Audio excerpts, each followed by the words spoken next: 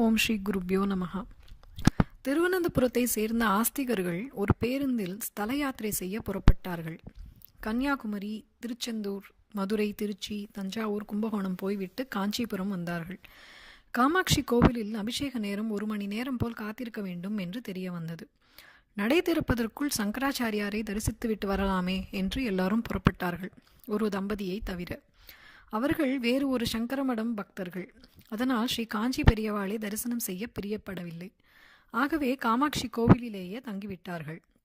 ஆனால் வெகு நேரமாகியும் ஸ்ரீமடத்துக்கு சென்றவர்கள் திரும்பி வராததால் வேறு வழியின்றி அவர்களை தேடிக்கொண்டு ஸ்ரீமடத்துக்கே வந்துவிட்டார்கள். அவர்கள் வந்த நேரத்தில் ஸ்ரீ பெரியவாள் பூஜை முடித்து தீபாராதனை செய்து கொண்டிருந்தார்கள். உத்தராங்க உபச்சாரங்கள் முடிந்து பூஜையை நிறைவு செய்து ஸ்ரீ பெரியவாள் கீழே இறங்கி வந்து தீர்த்த பிரசாதம் கொடுக்க தொடங்கினார்கள். கடைசியாக வந்த திருவனந்தபுரம் அன்பர் முறை வந்தது. அவருடைய பெயரை கூறி அவருடைய தகப்பனார், கோத்திரம், அவர்கள் வீட்டின் அமைப்பு, தோட்டம் உட்பட சகல விஷயங்களையும் பெரியவாளே கூறினார்கள். இவ்வளவையும் சொல்லிக் கொண்டிருக்கும் போதே ஒரு சாத்துக்குடியை தன் வயிற்றின் மேல் உருட்டி கொண்டே இருந்தார்கள் பெரியவாள்.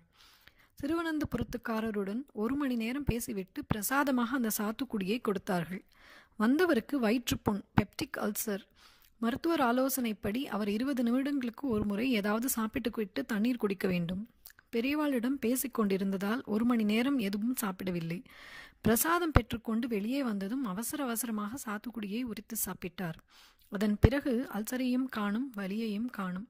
பின்னர் ஸ்ரீமடத்தின் அத்யந்த பக்தரானார் திருவனந்தபுரத்துக்காரர்.